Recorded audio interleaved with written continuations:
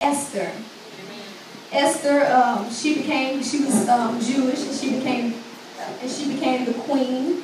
And by becoming the queen, she was able to save her nation of people.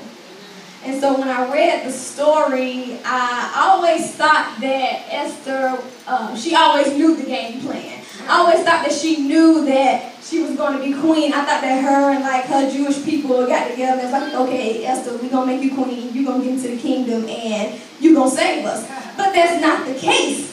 What happened was God was working behind the scenes the whole time. Yeah. She did not have a clue that she was going to be used as the queen to save her people. She thought that she was just going to be queen and just chill. But God had another thing going on for her. He had something else in store for her life. And a lot of times we think that God isn't hearing us and we don't know what the plan is. But God is working behind the scenes in our life. But we have to make ourselves available and be that woman that God needs us to be so that He can use us, not to save ourselves, but save a nation.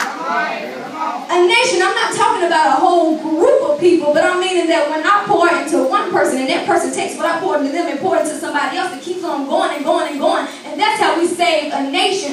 We make it complicated. Our purpose, your purpose is to be what God needs you to be, to save somebody else. That is your purpose. That is all of our purposes. What we make a mistake at, we confuse our purpose with our talent. We want to know, what am I supposed to be doing? That's not your purpose. Your talent is not your purpose. We all have the same purpose, but we give that purpose. We fulfill that purpose in different ways.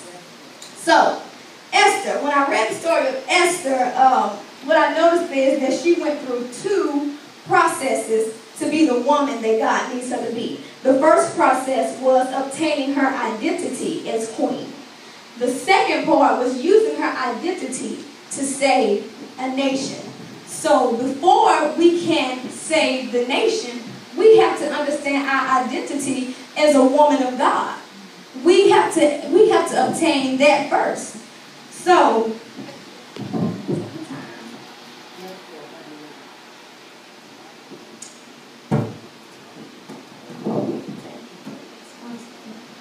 hallelujah. Amen. Y'all here? Okay. Okay.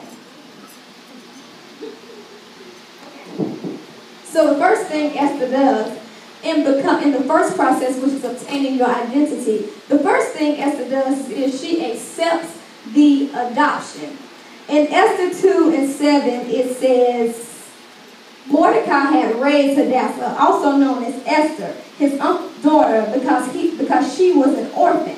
The young woman had a beautiful figure and was very attractive. When her father and mother died, Mordecai adopted her as his own daughter. The first step in becoming the woman that God needs you to be is you have to accept the adoption that God offers to you.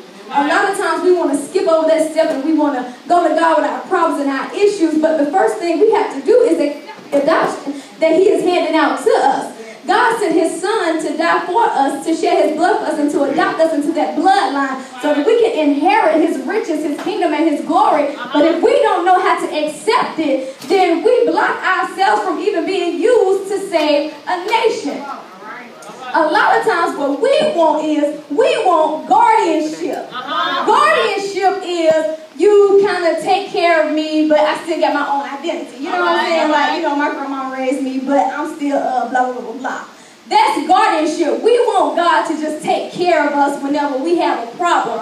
So we want guardianship. But she had to accept the adoption. What adoption is, it is intended to affect the permanent change in status, and as such requires societal recognition either through legal or religious sanction. That says a whole lot.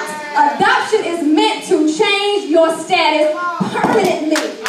So when you recognize who you are in God, there should be a permanent change. Not no going back, not no unwavering, one day I'm a woman of God, one day I'm not. It is to make a permanent change. You have to accept the adoption, accept the permanent change. Don't keep going back and forth with the same stuff. Accept a permanent change and being who God has called you to be. All right. Man, the next part, what else it says in there? It says, as such, it requires societal recognition. This means that people have to be able to recognize that I'm a woman of God. What's the point of accepting it? You can't even recognize that I'm a woman of God. I'm still doing things that sinners do. I'm still saying things that sinners say. You can't recognize me as a woman of God like that. But when you are adopted, society is supposed to be able to recognize that you are the... Okay, now. Society should be able to recognize that you are a woman of God. Amen. Amen. Amen. Amen. Amen. Society should... You know what? It's all right. It's all right. It's okay. It's all right. Society should be able to recognize that you are who you're saying you are trying to be. Okay. All right. It's okay. This is important because if we cannot be recognized by God, how do we expect Him to hear our requests? If society can't recognize us, God can't recognize us, how do we expect for Him to answer our requests? Like I said in the beginning, we are being used. We are part of God's strategic game plan to save a nation. If we want to go before God to save some people, how are we going to obtain that if He can't even recognize us? That's a problem. We love to say, I don't care what nobody says. The society has taught us, be who you are. Don't worry about what nobody says about you. You need to care about how people recognize you. You should care about what people think about you. I care about what my manager thinks about me on my job. That's why I don't go there looking any kind of way. I come letting them know, recognize me as your employee. I can't look any kind of way because I can't maintain my job if I have my own mindset. But God can't recognize us if we don't accept the adoption. Jeremiah 3:19 says, I wanted to treat you like children and give you a pleasant land, the most beautiful property among the nations. I thought that you would call me father and wouldn't turn away from me, but like a wife who betrays her husband, so you, nation of Israel, betrayed me, declares the Lord. God said, I wanted to treat you like my child. I wanted to treat you like a woman of God. I didn't think that you was going to turn away from me. I wanted you to call me father, but I can't recognize you because you haven't accepted the adoption. You haven't accepted the permanent change. You haven't accepted a new identity. You're still going back and forth. God said, accept me. Accept what I have given you. I'm giving you the best of the best. Accept the adoption. So the first thing Esther does, she accepts the adoption. The second thing, she knew how to keep her background under subjection. Esther 2:10. Esther did not reveal her nationality or her family background because Mordecai had ordered her not to. Every day Mordecai would walk back and forth in front of the courtyard of the women's courts to find out how Esther was and what was happening to her. So Mordecai, which is Esther's adopted father or her first cousin that adopted her, he told her, do not let them know that you are Jewish. Do not let them know your background. And I struggle with this because I was like, how am I supposed to tie this into the process? Because it kind of crossed over into the second process of using your identity to get what you want from God. So what this does is knowing how to keep your background under subjection, meaning that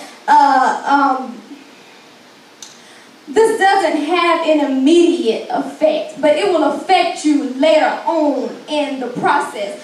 See, if Esther would have let them know that she was Jewish, she would have been the first one to get killed. And the enemy would have used her Jewish descent to make an example out of her and let the people know that if I can get to the queen and kill her, y'all definitely gonna get got. So she couldn't let them know her background, because if she would have messed up the whole plan of God. We gotta be careful about how we use our background. You gotta know how to